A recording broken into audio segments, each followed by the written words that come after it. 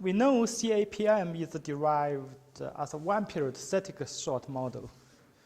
And, but empirically it doesn't perform well. And one reason, as I argued in different papers, that it's the fact that investors not only care about short-term performance of their trade, but instead they may care about long-term investment. Like typical fund managers, their bonus are related to their annual performance.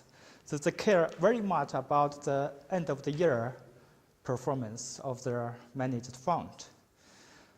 But within this year, they revise their portfolio holding continuously. And this may make a difference. So what happens if we consider a dynamic model when people still care about Markowitz' the idea of mean variance?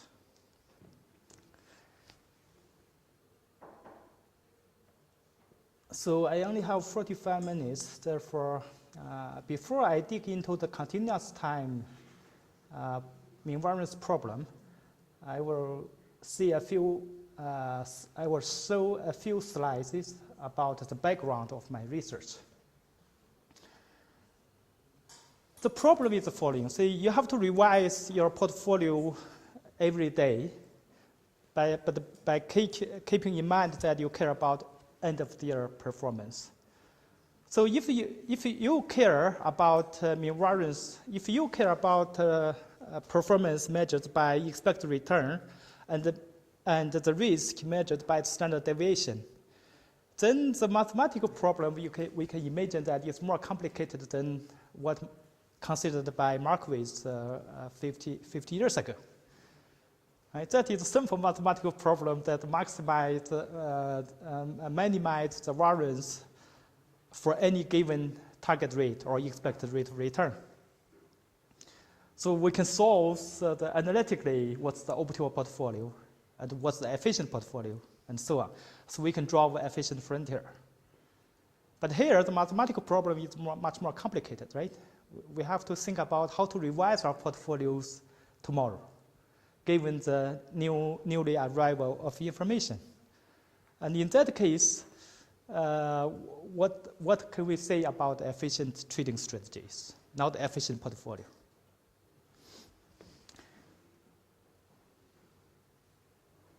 And the CAPM as a cornerstone of finance is derived by Sharp-Lerner and William Sharp and John Lerner in the 60s. And recently, he wrote a book, and which is about CAPM and rethinking about CAPM. This is followed 40 years attack on his model, and he starts to think what's going on. He takes things seriously, say what's wrong with the CAPM. What's wrong with the CAPM? There are many things wrong with CAPM. And the first, the prediction is very strong. Say, the CAPM as a asset price model didn't say that the factors, there are not many factors that affect return. Instead, they say the following, say all these factors affect returns are through the market return. This is what I interpreted. And that assertion is very strong. And that assumption can be subjected to tests like Frank Farmer's three-factor model in addition to the market return. So by introducing additional returns, then the market return, we find the econometricians find additional explanation power. But the theory predicts that market return should summarize all these factors. So introducing additional factors should not have to explain. the excess return, if I understand it correctly. So the model is very strong, but it is economics like this model. Why? Because it's a model of multi-agent interactions. A bunch of investors choose their portfolio optimally to maximize their utility. In that sense, utility is the mean variance utility. And eventually, that the aggregate demand equals aggregate supply determines the equilibrium price. And that equilibrium price satisfies this CAPM. And this is the depth of the model. So it is an economical equilibrium model, involves heterogeneous agents and so on. And this is beautiful, I will say, from a theoretical point of view. And eventually, indeed, it makes the model as the first equilibrium model in finance, and eventually make Sharp learners and Margaret the Nobel Prize winners.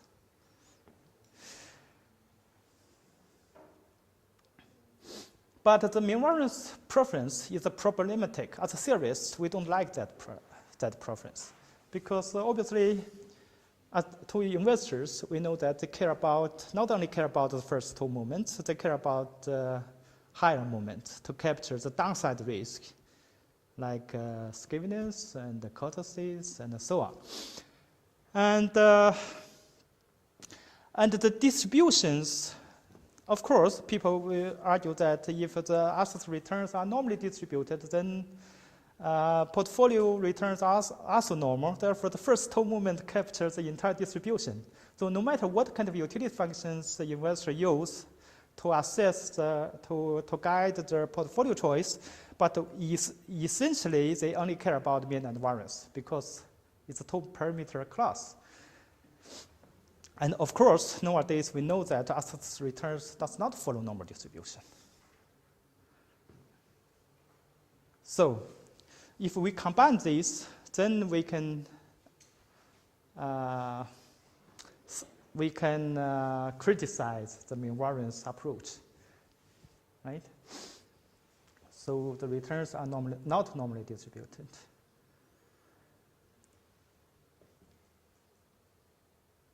But this is only a sufficient condition. See, if all returns are normally distributed or elliptically distributed, then investors only care about mean and variance. But my question I raised in a paper with Philip Boyle for 5 years ago is the following. See, do we really need to assume mean variance preference for CAPM? And people say, okay, CAPM doesn't perform well because of the distribution assumption is so strong, not realistic.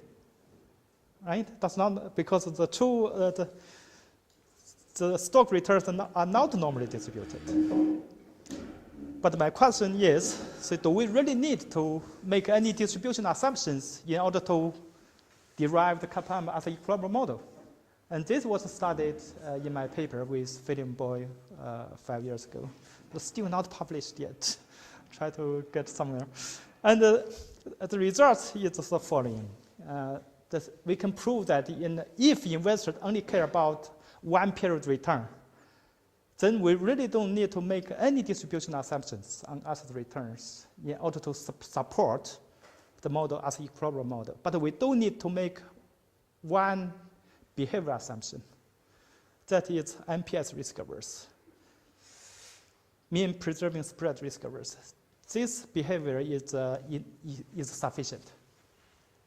Okay? So what is MPS risk averse? Here's the definition. So suppose we have two trading strategies. One generates payoff Y, the other generates payoff X. If, as it turns out, that Y can be written as X plus epsilon, or in distribution, I forgot distribution here, should be identical in distribution to X plus epsilon. If this is the case, the investor will choose the trading strategy generate X rather than Y. Okay? So this is the only behavior assumption that I imposed. But in the most cases that given two different trading strategies, the one generate X, the other generate payoff Y, they may not be able to compare X and Y, right? Because Y may not express as a spread of X. But what I said here is the following. Say, if in case they are comparable in this way, then the investor know how can he make a choice. If they are not comparable, I don't care. I don't care how they rank them. And it won't affect the theory. Okay? So we really deal with partial order, that the order may not necessarily admit a utility representation. It's just a qualitative property of human behavior. Okay? And based on this axiom, that we can prove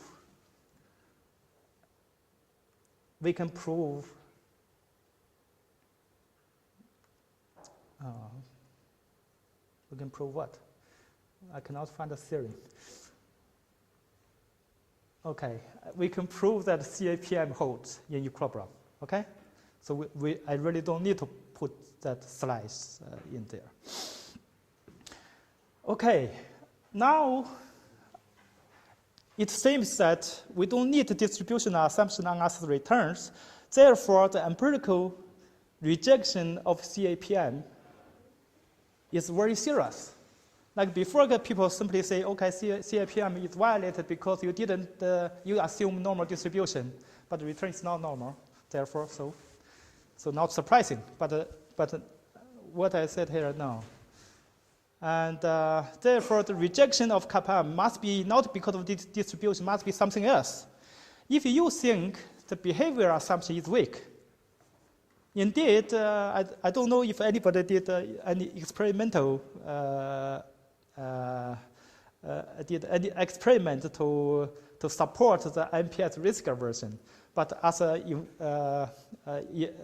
but when we look at the mathematical definition, we will say that it's not surprising that many people will choose X to Y if Y is more risky than X in terms of spread.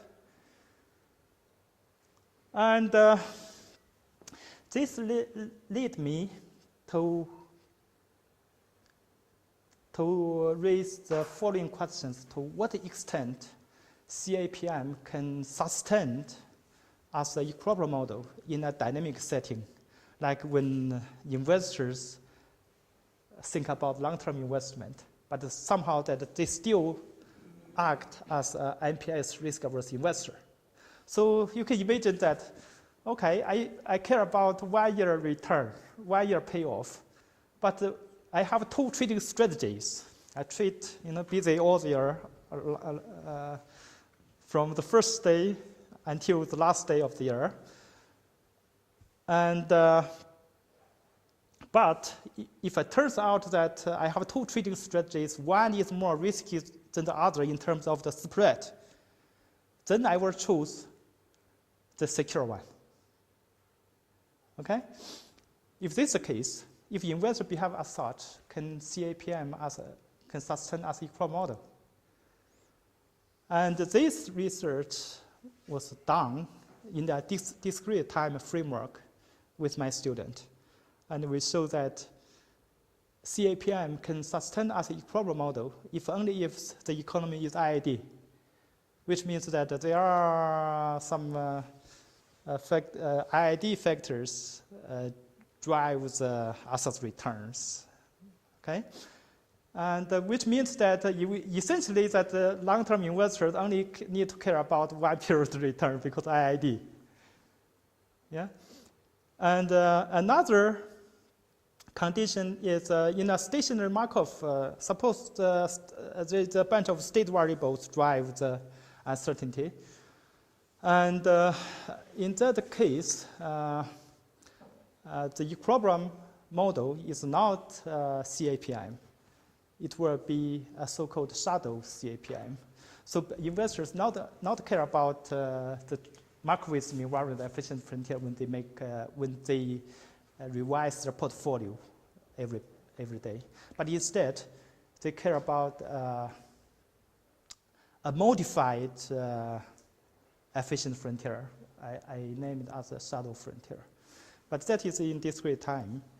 And as it turns out that the CAPM can be regarded as a model if the P ratio, price-earning ratio, is constant.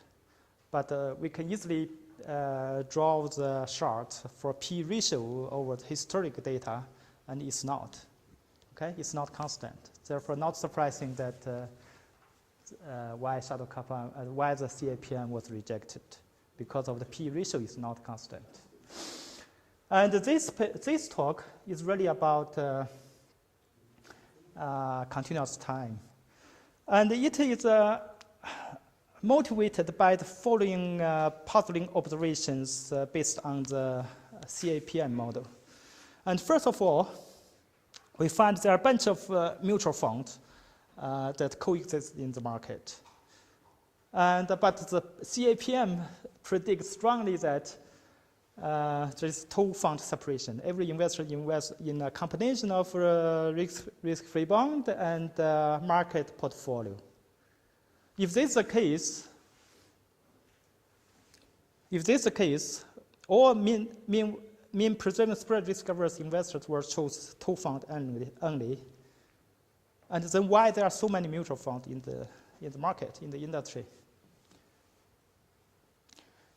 And another thing is related to the rejection of the CAPM, the existence of market anomalies. Say the P ratio affects the, if you trade according to P ratio, in addition to the market return, you will gain extra. You can perform better. And if you trade small size firms, stocks, you can perform better, and so on. So Pharma Friend suggests three-factor model, which will generate anomaly trading strategies if you trade according to these three factors. Okay? And this is the empirical findings. And Pharma Friend found the relevance of these three factors 10 years ago. But 10 years later, we still find the relevance of these factors. This is puzzling. Why? Because if I care about, I'm a MPS risk-averse investor, I care about efficient portfolio. And if I trade according to these three factors can improve my performance, so my Sharpe ratio will increase better than the market portfolio, then what I do, I will take advantage of these trading strategies. If everybody take advantage of these trading strategies, then the anomaly should disappear. Should not be there 10 years later. Right? This is how I interpret it. But I assume that, keeping in mind that I assume investors are MPS risk averse. Okay. So then what makes Pharma Friend as a very good empirical model, but on the other hand, it seems that the investors ignore them. They didn't take advantage of that trading strategy. Otherwise, it will disappear. Okay?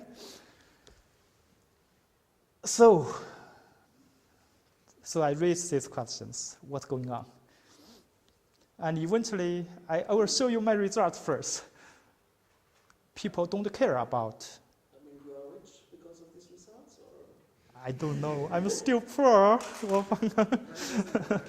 of scale, right? I don't know. Let me say what I can. You're rich.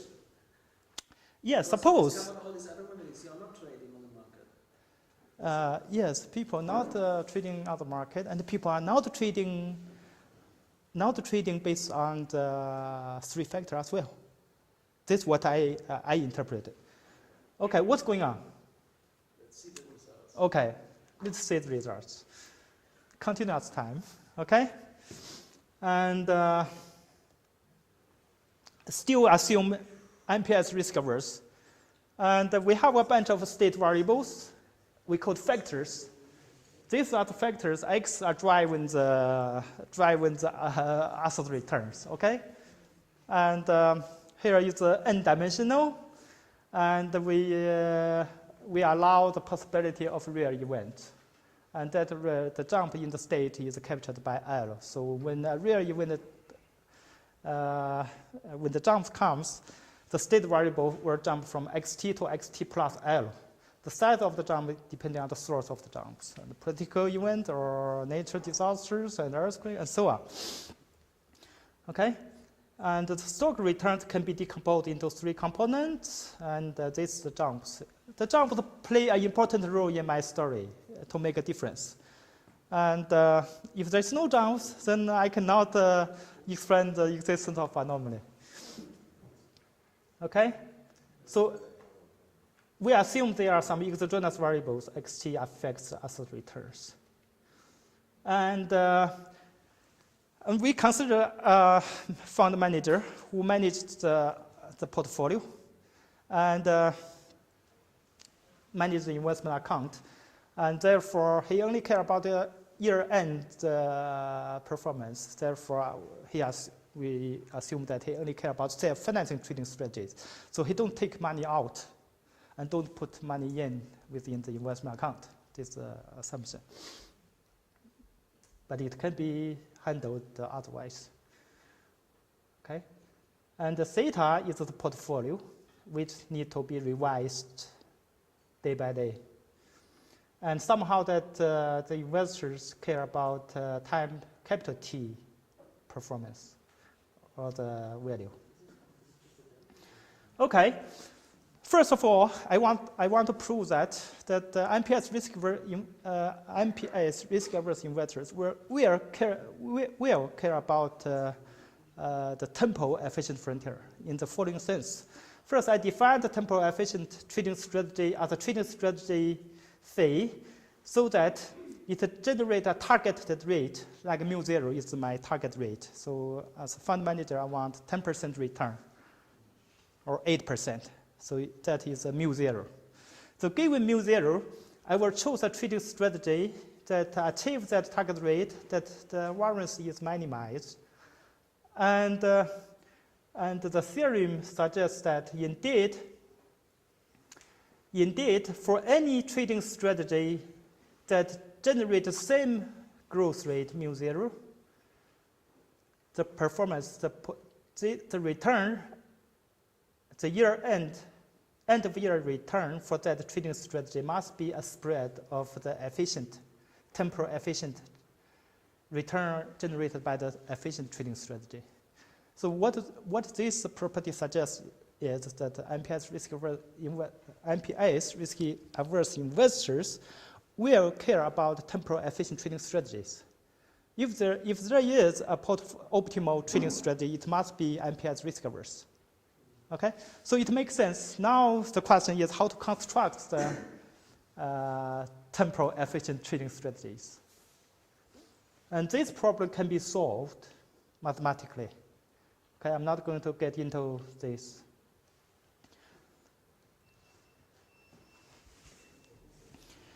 And That's hard to read. it is, huh?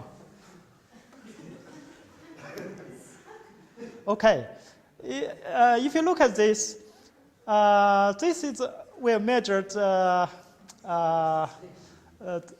like at times t, little t, you care about year-end return, right? Like now it's in October, so we still have 2 months to worry about. Okay, and this j measures the variance, the optimal. The variance under the efficient trading strategy.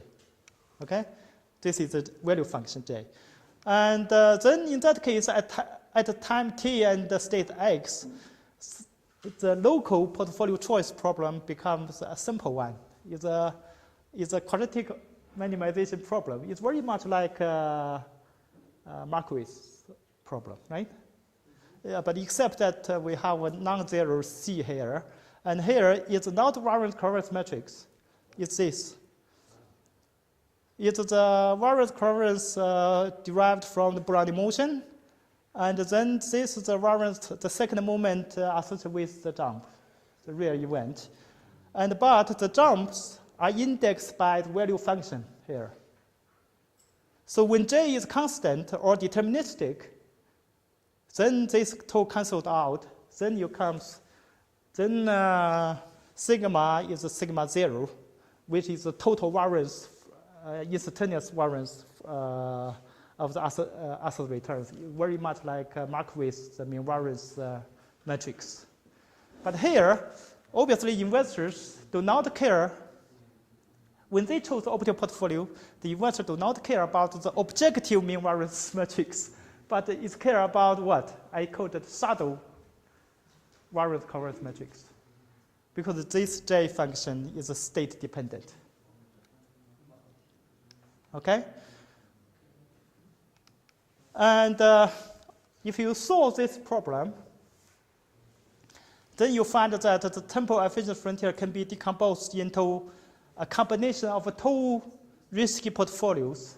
One is the shadow tangent portfolio. So we can draw a shadow, given the shadow mean variance matrix, we can draw a Markowitz portfolio efficient frontier, right?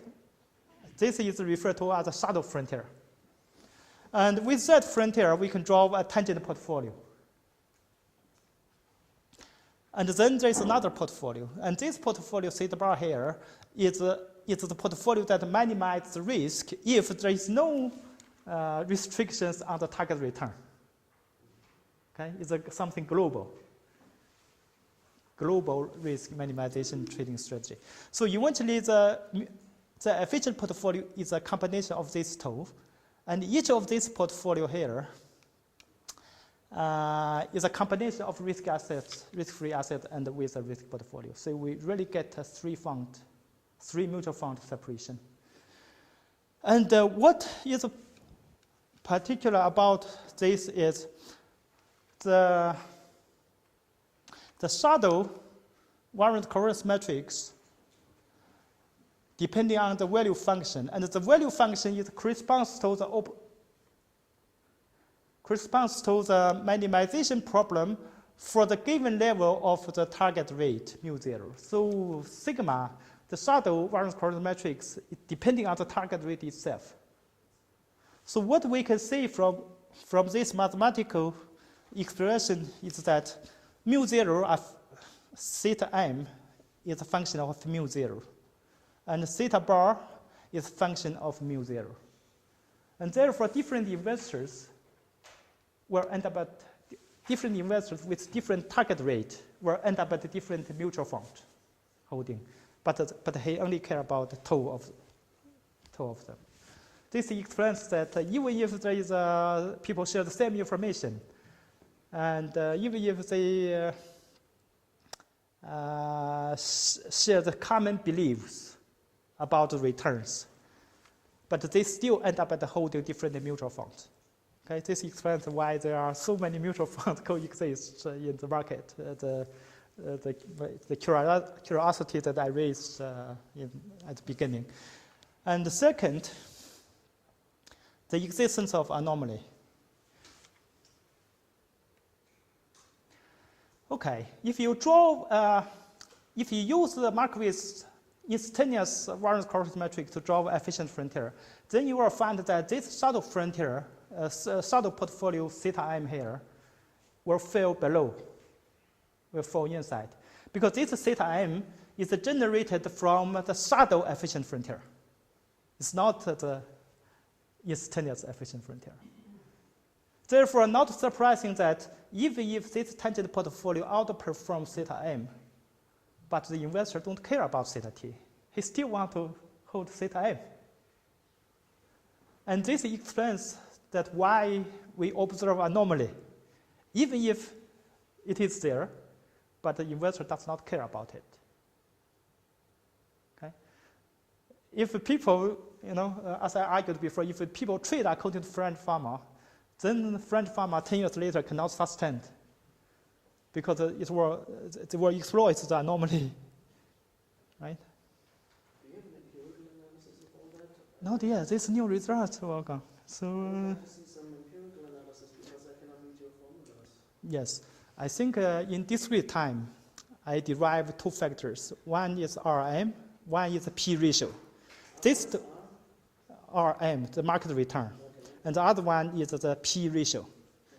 And then there is unknown parameters. So I capture two and a half factors in French format. And that I will say that the explains. But the size effect, I couldn't capture it. Okay. The same thing, because investors care about shadow variance correlation matrix. Therefore, the tangent portfolio drawn from the market with the efficient frontier is falls below the shadow return. So if you use the shadow Sharpe ratio as a performance measure, then the tangent portfolio is no longer good. Okay? This is my prediction. This is theoretical insight that will understand that why the tangent portfolio. So in general, we can say the following. In sigma 0, we use the objective variance correlation matrix to draw the efficient frontier here. The shadow frontier will be like this. Okay? So it's full insight. And the different investors will draw different investors will draw different temporal mean variance frontier.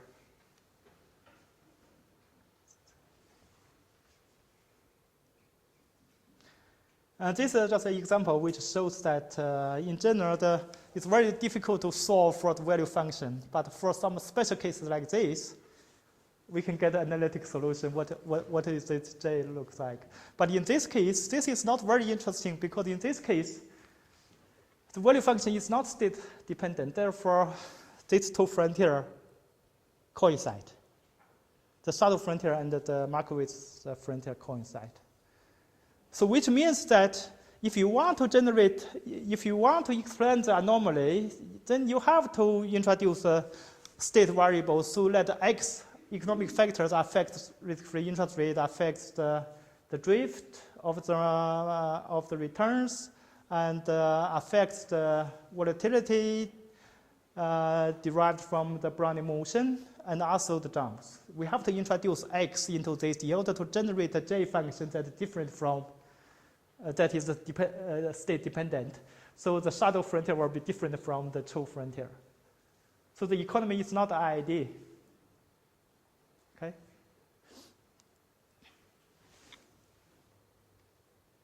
So the conclusion. So the temporal mean variance efficient frontier in general falls below the instantaneous efficient rate.